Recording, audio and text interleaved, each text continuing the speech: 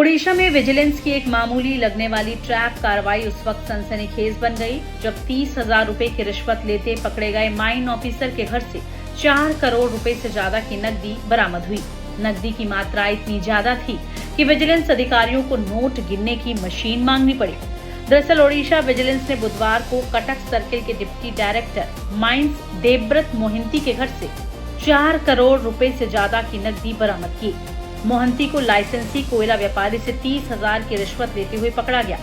आरोप है कि वो कोयला डिपो को बिना रुकावट चलाने और काम आसान करने के बदले रिश्वत ले रहा था। गिरफ्तारी के बाद विजिलेंस की टीमों ने मोहंती और उनके करीबियों के कई ठिकानों पर छापे मारे। विभाग ने महासाई में मोहंती के पैतृक घर और भुवनेश्वर के पाटिया इलाके वाले फ्लैट पर छापा मारा। भुवनेश्वर वाले फ्लैट से सूटकेस, ट्रॉली बैग और अलमारियों में नोटों के ढेर बरामद हुए। इसके अलावा उसके ऑफिस से लाखों नकद भी बरामद हुए। नोटों की गिनती के लिए करेंसी काउंटिंग मशीन लाई गई। विजिलेंस के भुवनेश्वर डिवीजन के एसपी सरोज कुमार समल ने बताया कि अब तक 4 करोड़ 27 लाख की गिनती हो चुकी है।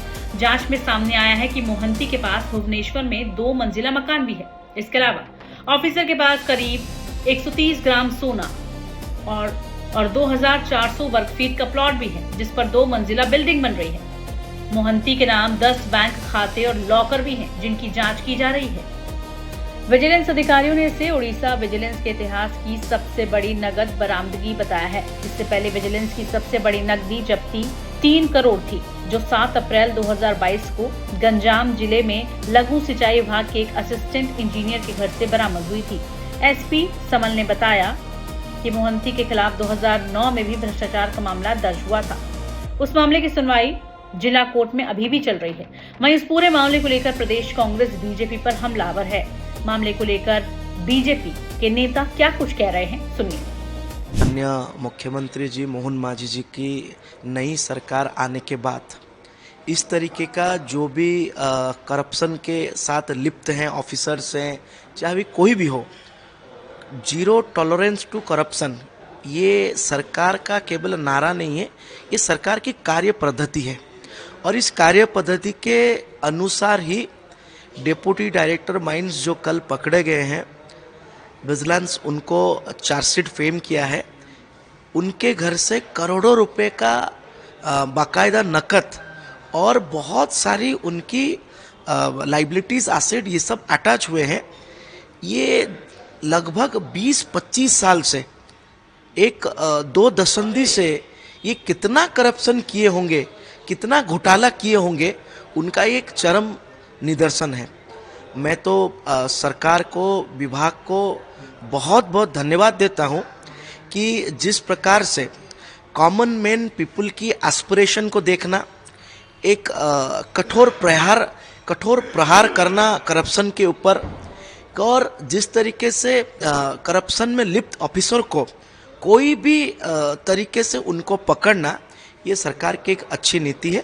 मैं माननीय मुख्यमंत्री को इसलिए बहुत बहुत आभार व्यक्त करता हूं और आशा करता हूं कि इस तरीके की कार्रवाई भविष्य में भी हो और दुर्नीति मुक्त उड़ीसा निर्माण के लिए जो सपना माननीय मुख्यमंत्री ने देखा है वो साकार हो।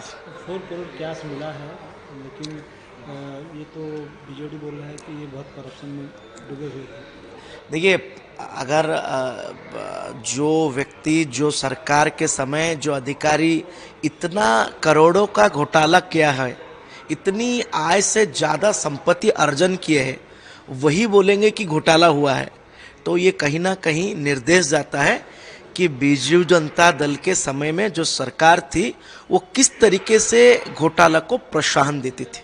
ये क्लियर होकर निकल के आ रहा है। तो मैं यही बताना चाहूँगा कि केवल डेप्यूटी डायरेक्टर माइंस नहीं है, विभिन्न विभागों में ऐसे बहुत सारे घोटाले ऑफिसरबाज हैं जिनको पकड़ना अभी बाकी है। ये तो शुरुआत है। This is astonishing and this is how the public life is being denigrated. Before the start I should also tell that such people should be punished for their crime. All those who have abetted, their names should be taken into consideration and they should also be punished. And the worst part of it is this official has been brought to Bhubaneswar by the present double engine government 2-3 months back. That is surprising. And the worst part of it is, the people are being tracked. The media is giving a hype that 4 crore, 5 crore rupees have been found from his possession. But ultimately, when it comes to proving this particular issue, not much is being happening. And the worst part of it is, the conviction rate is slowly declining. The conviction rate is hardly 50% at the present moment. And that is the worst part. Imagine, if you go for a stretch of around 2 decades, the time when the government was headed by Sri Naveen Patnaik, the conviction rate was more than 80%. But now the conviction rate is being lessened, and there is crime everywhere. The nexus has to be found.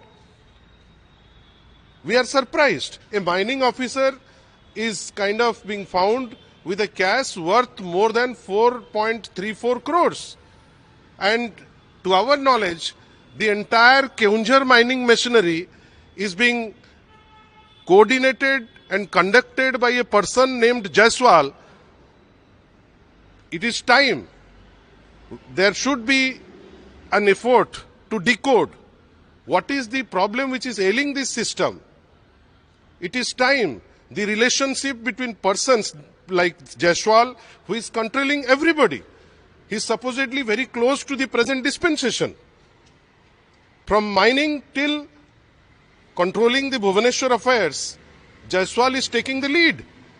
I would certainly demand not only a inquiry by vigilance, but an inquiry by the topmost agency of the country, wherein the nexus between Jaiswal and the Director of Mines should be probed.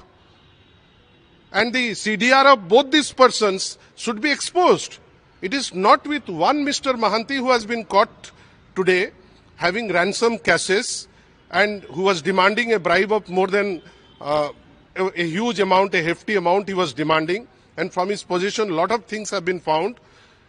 Even bank officials are tired counting that money. But ultimately, we would certainly wait that when it is time to prove what is this government doing. But this matter doesn't end here. The administration now is being controlled by a person named Jaiswal, who is controlling the mining industry of the state. I would certainly demand the nexus between Mr. Jaiswal and the Director of Mines. Once you catch the person who are really involved in this process, after proper examination, such kind of thugs would be found more and the detailed pilferage can be stopped.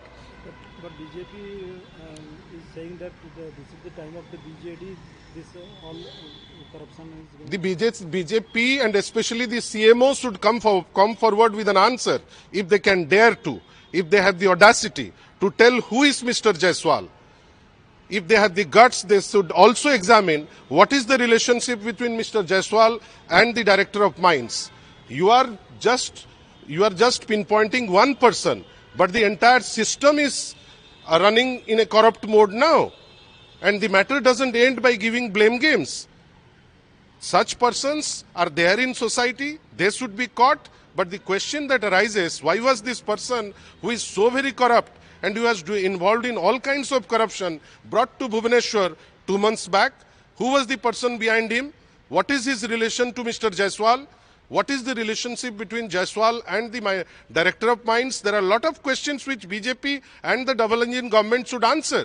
Instead of that, if they try pinpointing that this person is responsible, that person is responsible, the mining corruption won't end. We want that this person should be punished, but all those persons who are in connivance with this person and those who are kind of backing up this person, they should also be caught.